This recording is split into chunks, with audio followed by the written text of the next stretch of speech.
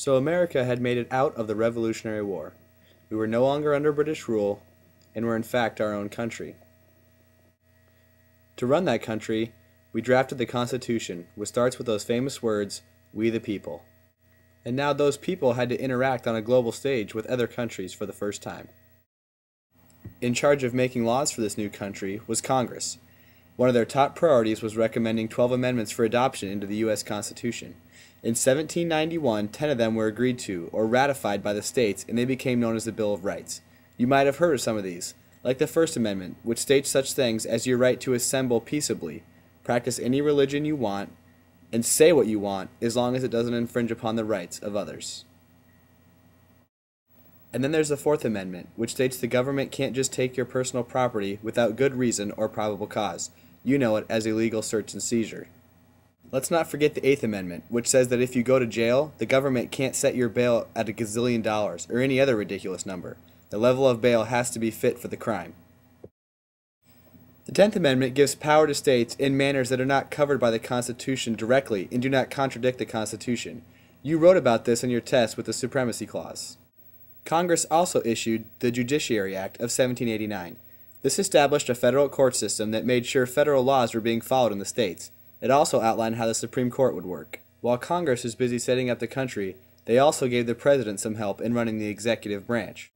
This help included the State Department, which handled foreign affairs, the War Department, which handled, you guessed it, military stuff, and the Treasury Department that kept a close eye on the country's finances.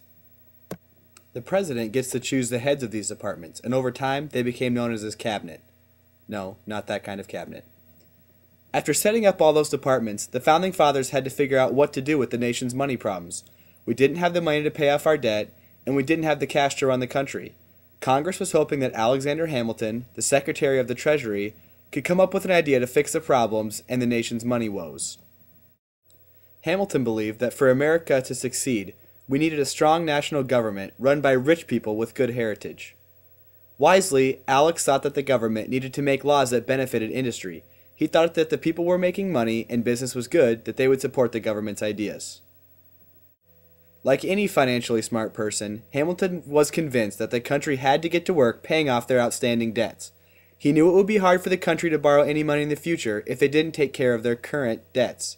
In order to get southern states on his side, Hamilton's supporters promised to move the nation's capital across the Potomac to a more southern location.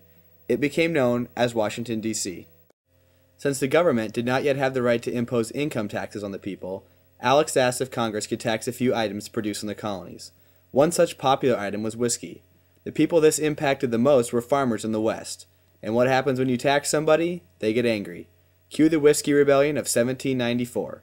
Fortunately, federal troops stopped the Whiskey Boys pretty quickly before things were able to get out of hand.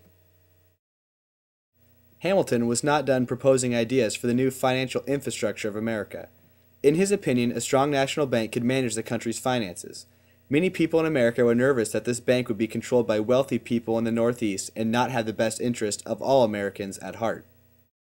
One guy you've heard of, Thomas Jefferson, brought up a good point. Nowhere in the Constitution does it say that the government can make a national bank.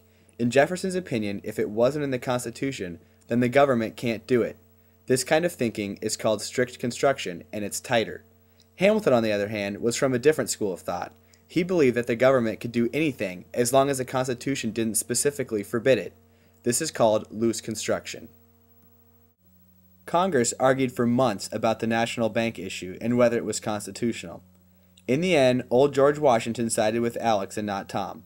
The bank was established in 1791 with the provision that 20 years from then it would be reevaluated. Even after the implementation of these departments and institutions, the U.S. was not yet ready to stand on its own and walk with the rest of the countries in the world. It still needed British money and technology, and they still needed the French marketplace to buy American-made crops. Because of this, it affected the U.S. greatly when France declared war on Great Britain, Spain, and the Netherlands in 1793. The U.S. was trying to stay out of this conflict and declared itself neutral. Unfortunately, the British and the French ignored this declaration and were capturing American ships that were headed to each other's countries. To make matters more complicated, the British were capturing American merchants at sea, and that really upset Americans for good reason. France kept reminding Americans that they had had their back during the Revolutionary War and had signed a military treaty together. George Washington was smart enough to know that America was not suited to fight a war at that time, and he forbid Americans from support to any nation at war. Americans had to tell France, sorry. While Washington was busy putting out a foreign affairs fire with all the trouble brewing in Europe, there was more trouble brewing in the Northwest Territory between Indians and Americans settling the frontier. In the Treaty of Paris of 1783, the British gave this land to the United States. However, the Indians still considered it their land. The Native Americans in the area banded together in a loose confederation and fought together against federal troops. The Confederation eventually lost and had to surrender even more land to American settlers moving west. The British were supposed to have vacated their forts in the American frontier, but had not done that and had even given weapons to the Indians to fight the Americans. Washington did not want to get into another war with Great Britain and sent John Jay to Great Britain in 1794 to make a treaty with the British. When the Spanish heard about this, they also wanted to sign a treaty with the U.S. to make sure they wouldn't lose any more land in North America. Because the treaty was negotiated by John Pinckney, it became known as Pinckney's Treaty. The country soon became divided over whether to support the British or the French. Two political parties formed. The Federalists favored strong government and were made up of many wealthy people who wanted to engage in commerce with Great Britain. The Democratic Republicans were mostly farmers and wage earners who wanted more states' rights and mostly wanted to side with the French in foreign affairs. In the election of 1796, John Adams, a Federalist, defeated Thomas Jefferson for the presidency. In those days, the runner-up became vice president. President Adams had a hard time dealing with France, and the two seemed unable to reach agreements until a change in power in France led to peace. When the Federalist majority in Congress passed the Alien and Sedition Acts, these authorized the government to imprison or expel all such foreigners who seemed dangerous to the peace and safety of the United States. It also said that anyone who wrote, said, or published anything scandalous, malicious, or false about the government could be fined or jailed. Many newspaper editors were arrested and tried. Many Americans believe this violated the First Amendment in the Bill of Rights. Thomas Jefferson and James Madison wrote the Kentucky and Virginia resolutions, which called the Alien and Sedition Acts unconstitutional. Because the Federalists controlled most state governments, the resolutions did not get many supporters. It did raise a good question, though. Who could declare laws unconstitutional? Supreme Court Chief Justice John Marshall established judicial review, which stated that the Supreme Court could declare an act of Congress unconstitutional. This is one major way the judicial branch can check the legislative branch. The election of 1800 was an interesting one. The Republicans had taken control of Congress and won the election, but the two Republican candidates, Thomas Jefferson and Aaron Burr, had received the same number of votes. As outlined in the Constitution, it went to the House of Representatives, who eventually chose Jefferson. To fix this problem in future elections, Congress proposed the 12th Amendment, which states that electors vote for the president and vice president on separate ballots. Although Jefferson won, he kept his promise to leave some Federalist programs alone. He did hold to his opinions, however, that the federal government should not be too big and constrict states' freedoms. He repealed some taxes, cut military spending, and reduced the size of the military and the Navy. Because Jefferson and the Republicans were in favor of moving westward, they received many votes from people on the frontier west of the Appalachian Mountains. Settlers wanted land on the Mississippi River to access the port of New Orleans. Jefferson found out that Spain had secretly transferred land around the Mississippi to France, and that alarmed him. Jefferson was ready to give Napoleon, France's ruler, $10 million for New Orleans and western Florida. Napoleon asked what the U.S. would pay for all of Louisiana, which stretched from New Orleans to present-day parts of Montana, Wyoming, Colorado, New Mexico, and Texas. Jefferson was shocked France was willing to sell and offered $15 million for the whole thing, and France, surprisingly, agreed.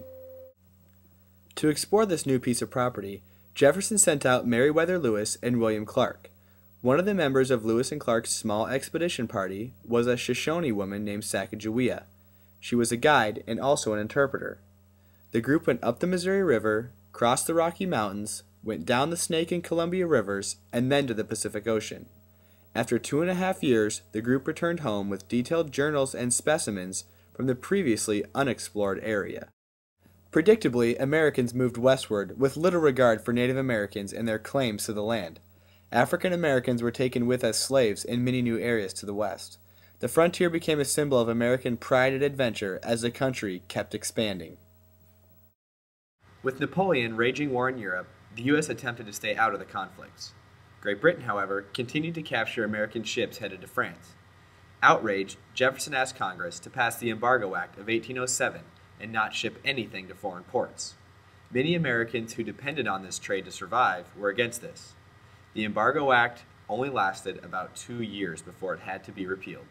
On the frontier, a Native American leader was rising up named Tecumseh. Tecumseh's father had been killed by whites, and he thought the only hope for survival of Native Americans was to join together against settlers. Tecumseh urged Native Americans not to sell land to frontiersmen, and eventually the U.S. sent General William Henry Harrison to the frontier to fight the Native Americans. At the Battle of Tippecanoe, Harrison defeated the Native Americans and broke up the Indian Alliance. Tecumseh died 2 years later while in battle. James Madison was now president and asked Congress to declare war on Great Britain for their repeated violations of neutral rights, capturing of American sailors, and for supplying the Native Americans with weapons on numerous occasions to fight the Americans. Congress debated and decided to declare war. The British occupied Canada, and the U.S. focused on beating them there and at sea. Since Britain was busy fighting Napoleon in Europe, the U.S. counted on a speedy victory which did not occur. Americans did well at sea, and General Harrison marched into Canada and beat the British and their Indian allies, breaking their hold on the Northwest Territory. Once Great Britain ended their war with France early in 1814, they could focus on fighting the Americans. They planned to attack from Canada in the north and the port of New Orleans, while raiding the Atlantic coast to disrupt American business. The British attacked Washington, D.C. and eventually burned the Executive Mansion where the President lived and many other federal buildings. President Madison and his wife were able to escape unharmed before their home was destroyed. When the British moved on to attack Fort McHenry in Baltimore, they were stopped with a heroic stand by the Americans. The victory was immortalized in the poem by Francis Scott Key known as The Star-Spangled Banner. Britain regrouped and focused on New Orleans. American forces led by the ruthless and brave Andrew Jackson easily won the Battle of New Orleans. The bad news is that the Battle of New Orleans occurred after the British and the Americans had reached a peace agreement with the Treaty of Ghent. News did not travel fast enough to prevent the battle. The British left the Northwest Territory, and a partnership was forged between the United States and Great Britain that would last for a long time.